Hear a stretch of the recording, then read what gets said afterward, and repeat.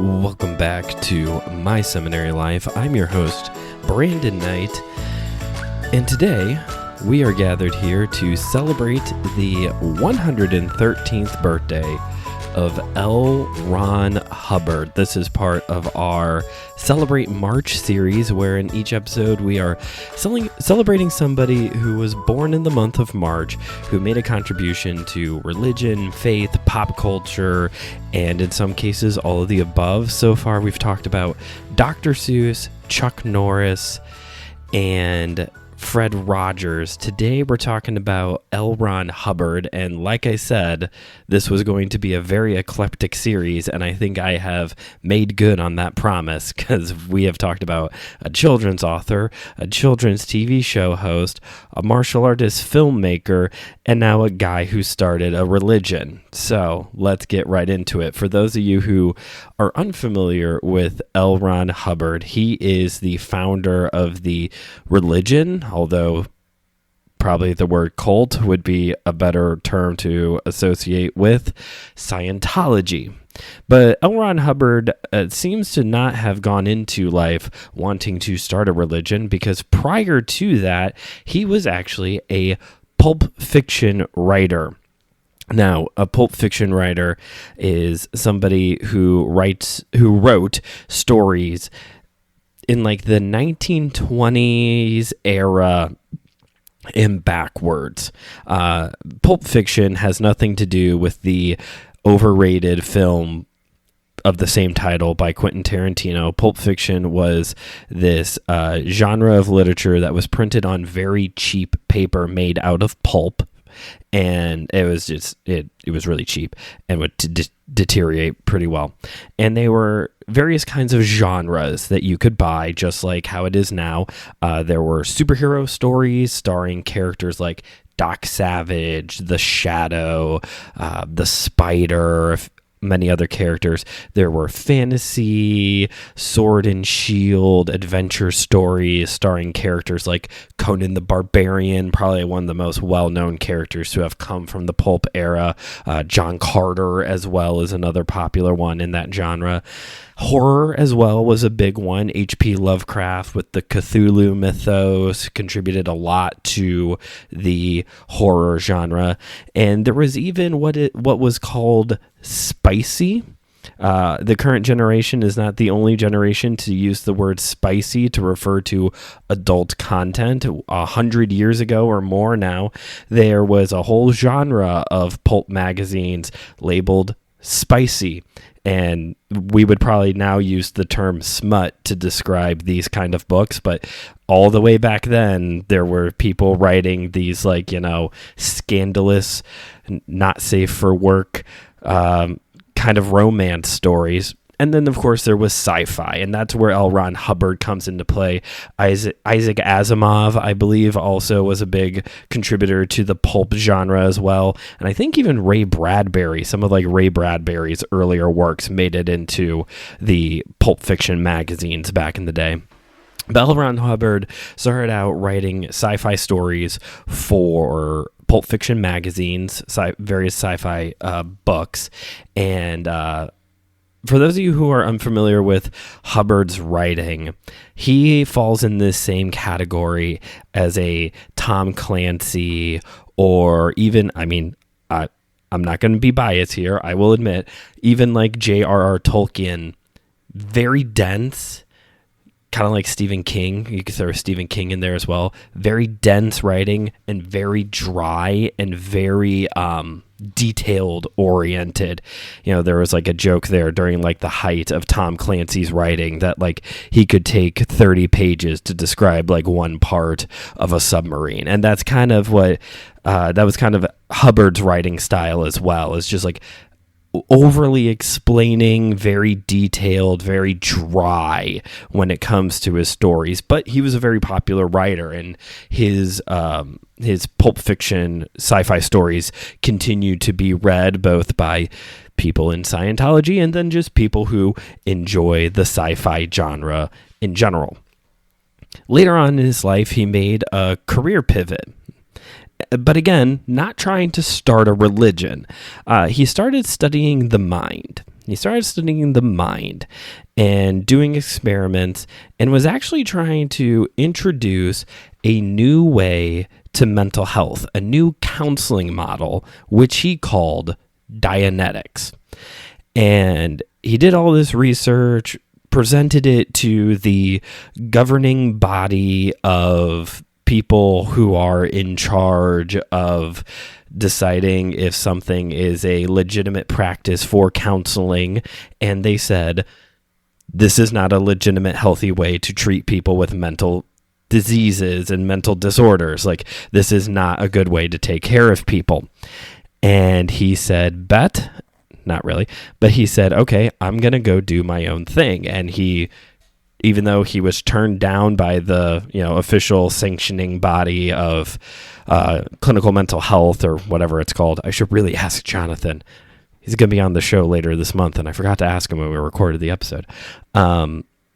Though he was turned down by them, he still went and took his material and started presenting it to the masses and to people who would listen.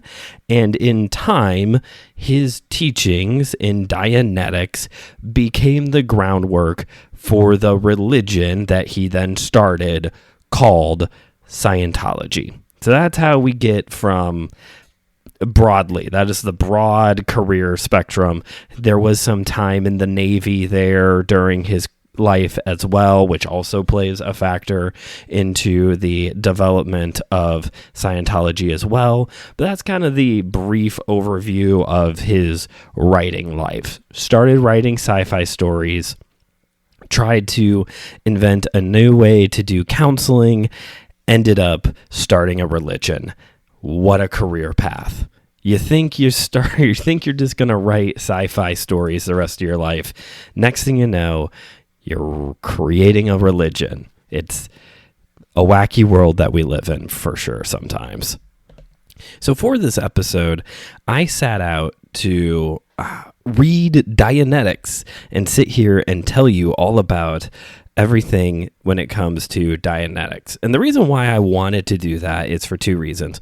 One, I've been, like I've said before, I've sat in apologetics and evangelism classes and curriculum before. And when it comes to the topic of world religions, I've beat this to death before during Apologetics 101.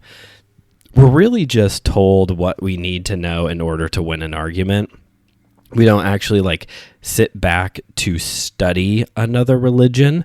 And, for that, you really have to go to almost like a secular university, really, or a mainstream university, and take a world religions class where you can get more of just a baseline, here's the basics of religion X, So that was part of the reason why I wanted to sit down and read Dianetics, was because I didn't want to just have a Christian tell me, here's the arguments to have with a Scientologist in order to turn them to Christ. I want to get to the root. I want to know, okay, what do they believe, right? The other reason I wanted to do this is because, as I've talked about before, I really enjoy watching cult documentaries. It's a big thing for me. Claire and I just watched one. It wasn't really a cult, maybe more of a cult of personality. We were watching one about the Warrens, the famous demonologist and psychic who, the Conjuring movies are based on. Anyway, I really enjoy these kinds of movies and shows, and they're very, the true crime docuseries and documentaries are very popular right now, and I think it's partially because it's a variation of true crime, and inevitably there's some kind of true crime angle that comes up in these, and honestly, that's more the focus than the actual religion. I go into these wanting to learn about the religion, and you get a little bit, you get some pieces here and there, but the spotlight is more so on the tragedy and the trauma, and I mean those are things that we do need to give people a voice to be able to share their stories, share their experience. That way we can learn from that as well. But for me, when it comes to this, this desire to learn and to learn about other religions, cult documentaries only get you so far with that kind of information. And also, as my wife Claire pointed out, we were watching, there was a big buzz going around at the beginning of the year for, I think it was called Daughters of the Cult or something like that. It was on Hulu, and about like this radical Mormon prophet who was like training his people to be assassins to go assassinate other Mormon prophets so that way he could like take over their churches. Yeah, glad that's not like a mainstream thing. The First Baptist Church down the road's getting too big. It's time to bump off the pastor. And we started watching it. I finished it. Claire dropped out about halfway through, and her reason for it was simply these kind of all start to become the same. When the focus of these documentaries are more so on the true crime aspect rather than learning about the religion, these kind of all start to blur together, which is a terrible thing to say because, these are true stories that affected real people in traumatic ways, but because of how presentation works, that's just kind of, they're all very similar.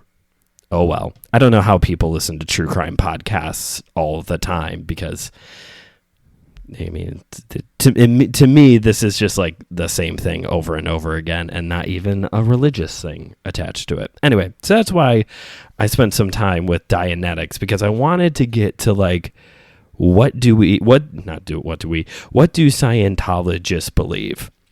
Leah Remini's TV show on Scientology, like, gets you a little bit, but like, really, you have to get back to the source material, right? You got to go back to the literature. And when it comes to Scientology, Dianetics is not the only piece of literature.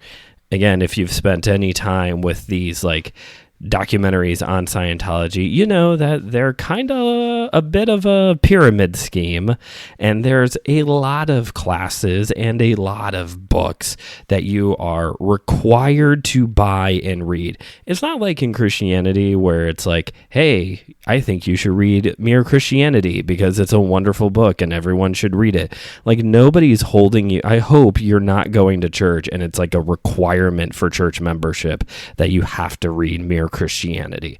Maybe it will be for the one I start here pretty soon, but it's not going to be like, no church is like requiring people to read Institutes of the Christian Faith by John Calvin. Hopefully that's a thick read as well. But when it comes to Scientology, there's actually a lot of books. I think it's every book that L. Ron Hubbard has written, including the sci-fi stuff. It is required, not expected, but required by Scientologists as they progress up to the clear. I'll explain what that means in a moment. That they will be reading this stuff and digesting it. Dianetics, however, is like the cornerstone of the Scientology faith. If Jesus is the cornerstone of the Christian faith, then Dianetics, because there's so many required readings, it's hard for me to say that Dianetics is the Bible of Scientology, but it's definitely like the chief cornerstone, I would say. I think that would be the thing that you could say is the chief cornerstone of Scientology, is this book, Dianetics. It's a thick boy. I only got so far into it because it's several hundred pages. I gave myself like several months head start to get into this thing, and I still haven't finished it because it is just a thick boy, and it's very heady. And this is the part where, again, the true crime, I keep saying true crime because that's basically what they are. This is the part that the cult documentaries often skip over. Because from how the cult documentaries present Scientology, I think it's really easy to walk away saying, okay, so where's the actual science? This is supposed to be, the study of science, the religion of science. Where's the actual science going on? And of course, knowing this like backstory part about how it actually is a pseudo-science in a way, it's really easy to be dismissive of the whole thing as not being a legitimate science. But why is it called Scientology? And that is because it is very clearly presented to be scientific. Dianetics is presented more like a research paper. I mean, it's not like written like a college student in their like basic science class, but it's really like a thesis or a dissertation on research and analytics and hypotheses and all these other things. Like L. Ron Hubbard did research and is presenting, again, not really setting out at this point to start a religion, but to present a new way to do mental health. And that's where we get the science part. This is a very heavy read. It's one of those that like my eyes just start glistening over, because I was never really like that great in the whole science world. It just kind of all just started melting together. Plus I went to a Christian school, so a lot of my science classes were how to argue with an evolutionist. But it's very heady, very wordy. It's presented as very factual as well. There's very little like references, although there's like footnotes here and there, but there's very little like references to actual experiments and done. It's more so just presented as fact. This is how the brain works. Fact. This is why we choose to do bad things. Fact. Without any like actual fact checking going on to make sure that these statements are actually factual. That's probably part of the reason why the governing body of psychology was like, no, these are not facts. These are not a legitimate way to take care of somebody.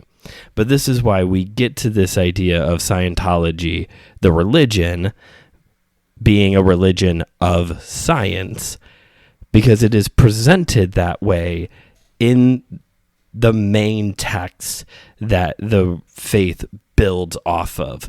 It's so strange. It's so weird to be talking about, because I feel like with other religions, cults, we talked about this before in the past with cults, is that one of the typical elements of a cult is that they start with a general premise or teachings or something that is part of another religion, and they build off of it. So for a really easy example, we have like the Branch Davidians, Waco, Texas, those people who had like some Christian teaching, but it was, mostly David Koresh's like his own stuff, his own prophecies built off of it, right? Or same with like Jonestown, Jim Jones, just kind of taking some Christianity and some liberation political teachings and kind of melding it together, some communism, just kind of melding it all together into one thing. With Scientology, the thing it's branching off of is science.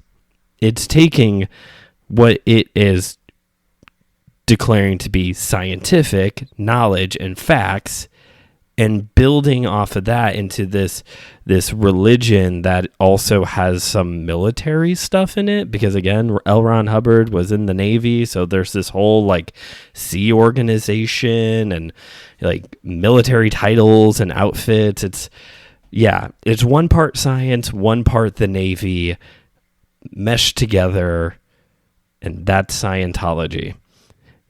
And it's so strange to talk about something like that.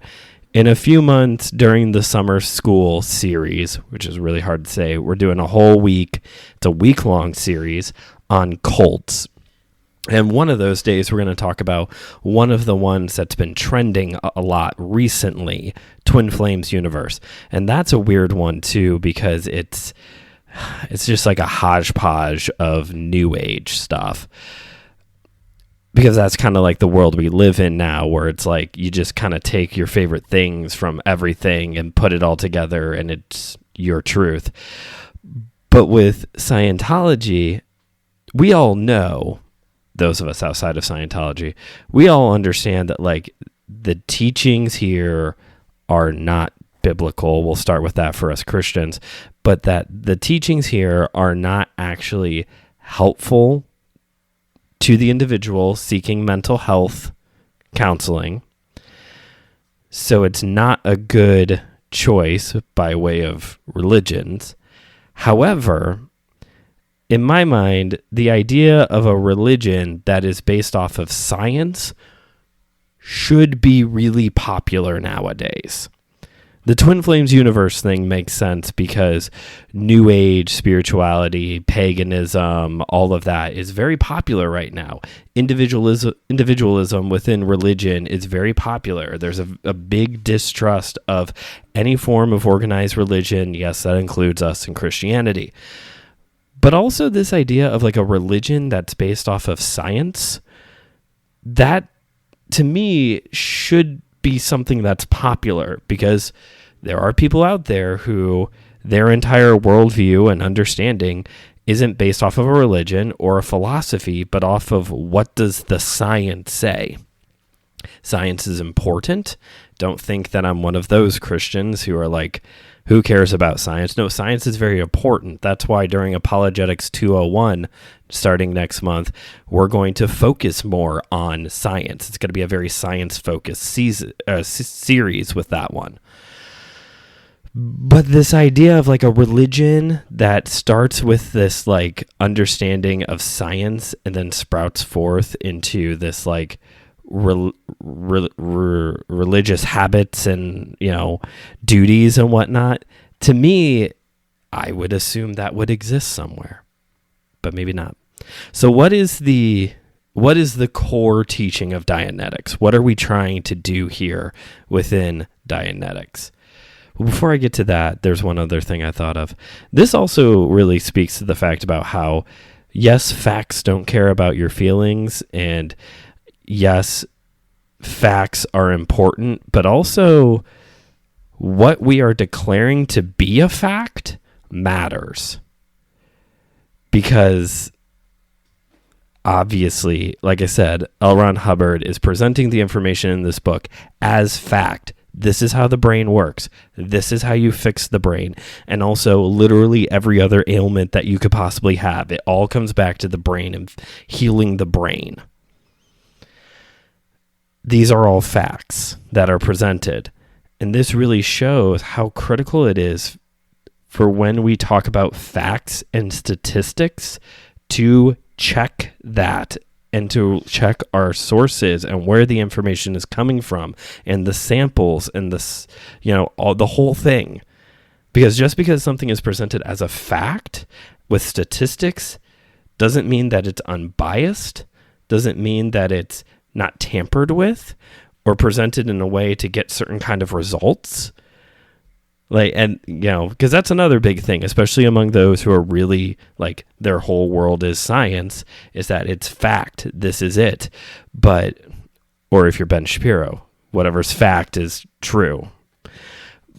But this book really shows that no, actually, we need to understand, where are the facts coming from? Where are the statistics coming from?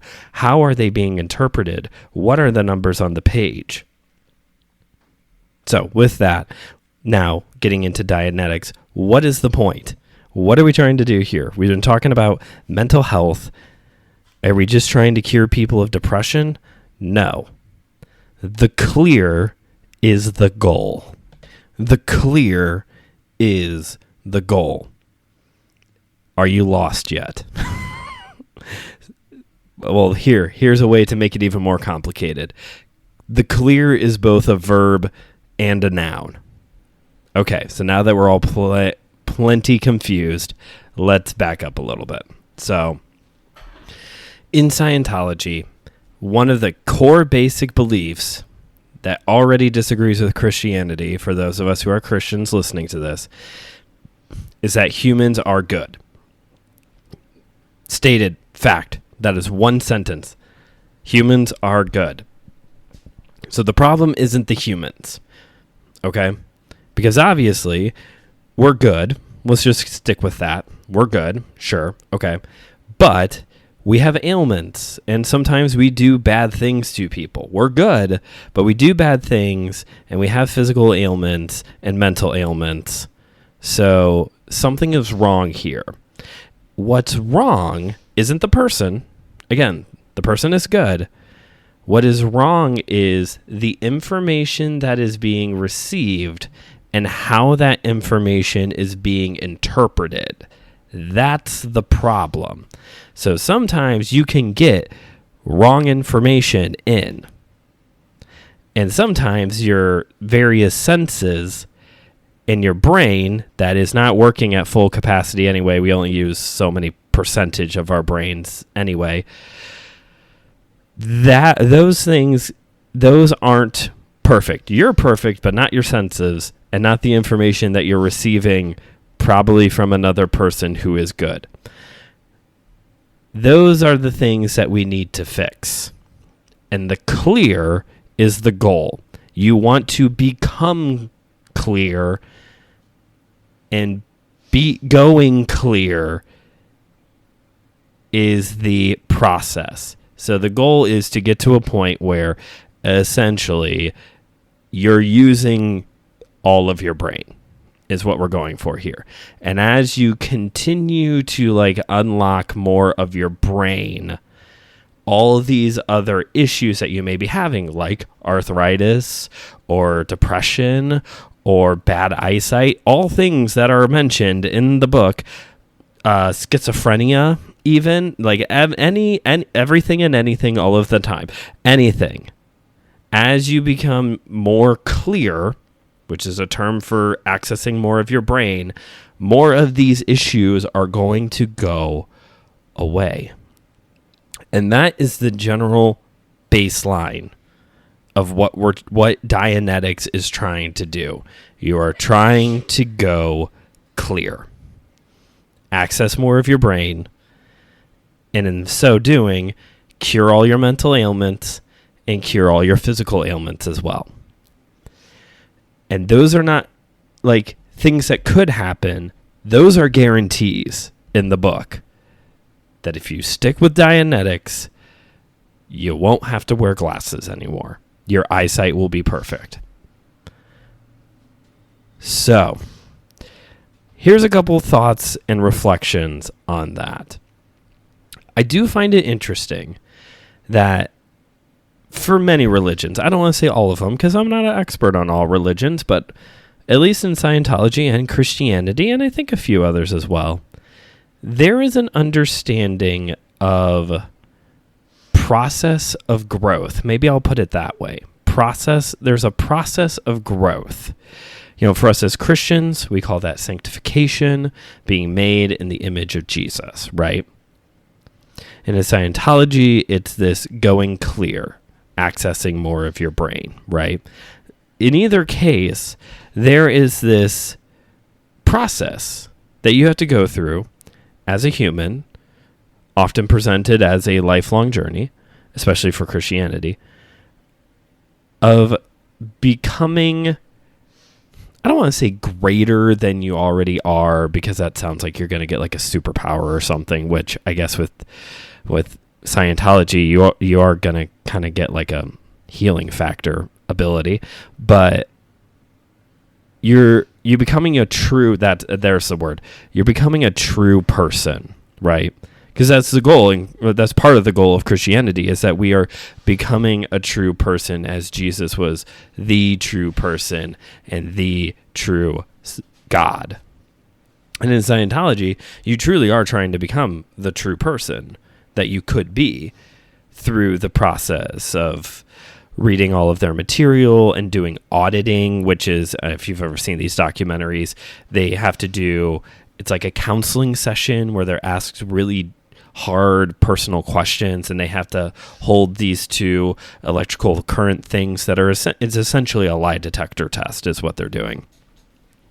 And through these electrical impulses that are measured, they can determine, if you're telling the truth and growing and all of these things.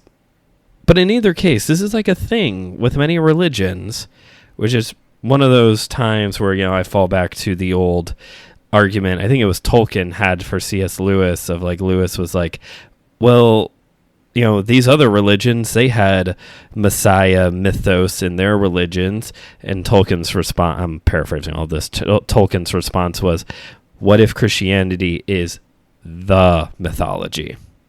What if Christianity is the Messiah mythology? And that was part of the like big turn for C.S. Lewis, was this idea of like Christianity being the true form religion of all the other religions, to put it another way. Obviously, we could sit here and talk about the person is good factor and how, you know, at least for myself, I fall more into the total depravity category than the whole we're good. And especially with this whole, but again, even at that though, this idea that our senses are at least fallen and that how we perceive information is fallen and that sometimes information that is presented to us is fallen. Okay. Again, that all kind of sounds familiar. Not that I'm trying to go to bat for Scientology, but there is a little bit of like, there's a little bit of crossover here. There's this understanding that like, you know, there's a part of us that needs to be healed. There's, you know, I don't think Hubbard ever uses the word redeemed because, you know, that's more of like a religion-y word. And again, he's writing more of like a scientific work. But like there's this idea here of like part of the human being needs to be restored. There's the word. Needs to be restored. And in Hubbard's presentation here, it's through rigorous work with like a counselor and personal growth and all those kind of things. And I mean, we have that a little bit in Christianity. It's not like we're given license to sin and do whatever we want. We are encouraged to pursue Christ through the spiritual disciplines and other things. But I did find that interesting. Like, there's a little bit of crossover here. Is Scientology like a good alternative to Christianity? I don't think so, because it's pseudo-psychology. And we have plenty of pseudo-psychology within Christianity, whether it's, conversion therapy or, it's late at night. What's the one counseling method that's like, you're just supposed to read the Bible to the person and all their mental illnesses will be cured? I know one listener out there reached out to me to tell me about how they've been taking a class on counseling, nouthetic counseling, that's the word, nouthetic counseling, and basically reading the Bible to somebody is going to cure somebody of schizophrenia, and that we need to call sin, not a mental health issue. And that includes, dissociative identity disorder and everything, PTSD.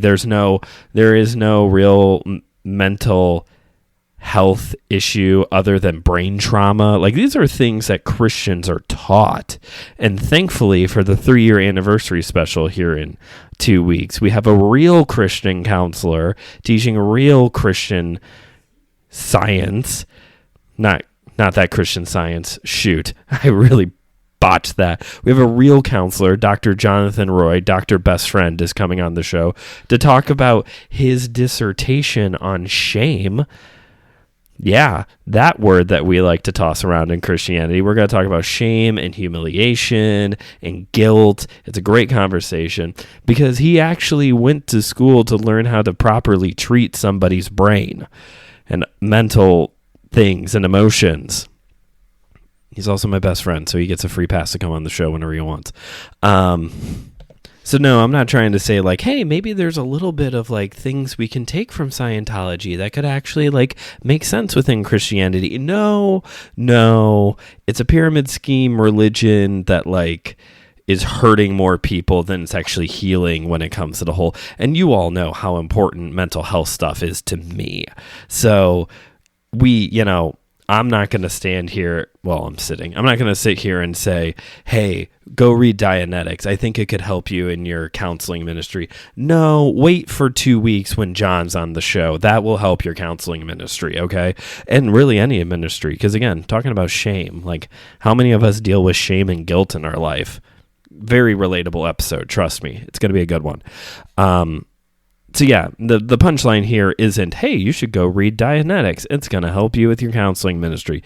No, there's plenty of pseudoscience and pseudo-psychology going around Christianity already. You know, we're still trying to help people understand still to this day that like sometimes, a lot of the times, most of the time, my depression isn't because I have sin in my life. It's because my brain's not functioning. The existence of sin in a fallen world has affected the fact that I have depression, but I did not directly sin in order to be depressed. That's not A plus B does not equal C in every equation. And that's, part of the danger within Scientology as well, is that it does become very much you still have these problems in your life, then you're not putting in the work. Not that we don't do that in Christianity either. So again, happy birthday, L. Ron Hubbard. Thank you for giving us this episode and dry sci-fi books, I guess. That's it for today's episode. Somehow I've managed to do this for 40 minutes. That's it for today's episode. Thank you all for listening. If you haven't yet already, please rate and review the show wherever you get your podcasts. Pass this along to somebody that you think will also enjoy it. Always appreciate when y'all do that. And if you would like to financially support the show, you can head on over to buymeacoffee.com/MSLPOD. That's pod between you and me. You can leave a one-time donation, or you can support the show monthly. Everyone who does that at the $9 a month tier, you know what they get? That's right. They get a shout out here on the show. So thank you, Lori, for supporting the show. And if you ever need help finding all the links to all of the important thingies, just go into the description. It's all there. I made it real easy for you. Trust me. In case you've missed it, bit of an important news update. There is now an official Lead Them to Worship playlist available on Spotify. Sorry, all you Apple sellouts, but on Spotify, there is an official Lead Them to Worship playlist that is all of the song recommendations that came to me for the Your Favorite Hymns and Praise Songs episode, plus a few of my own favorites, a couple late picks that came in later on after the episode came out, and at least one song in there that is a joke that you have to listen to the episode in order to get.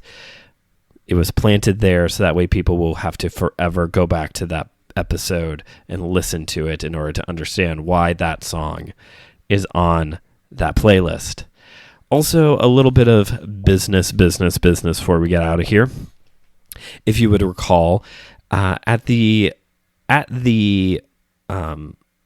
anniversary special every year, that is when the goals reset, right? We have goals that run from anniversary special to anniversary special. And every time we hit one of these goals, I do a bonus live stream hangout episode on YouTube. Cool. I have decided to follow Jesus. I have decided that we're just going to keep going with the goals for this year. It gets a little complicated in my brain that the show runs from December to January, but also January to March, there's another reset essentially. So for now on, the goals are just going to reset at the end of the year to start the new year. So all of the goals are just going to keep going until December, and then January 2025, then they reset. Okay. We're still going to do an anniversary special every year. It's set in stone. We have to celebrate the birth of this show, which was yesterday, by the way. But all of the goals are still in effect for from this past go around, okay? Which means it will actually be kind of easier for y'all to hit some of these goals. If you don't know what I'm talking about, all you have to do is listen to the show, because downloads is one of those goals. Follow the show on Facebook and Instagram at My Seminary Life Pod. Buy merch. Consider buying some merch. Subscribe over at Buy Me a Coffee, and hit up the follow button on YouTube, which again, the links for all of those things are in the description. You can find it there. That's it for today's episode. Next week, okay, we're going to talk about me. This is the awkward part. We've talked about a children's book author, a martial artist, which I'm also a martial artist, Fred Rogers children's television show person, and now a guy who started a cult. It's also my birthday this month, and I am nowhere near those other 4 people by way of influence whatsoever. But you know what? I love the story behind my name. So we're going to talk about the origin of Brandon. But until next time, that's me signing off, reminding you as always that theology is for everyone. The clear is the goal, I guess, and keep on studying.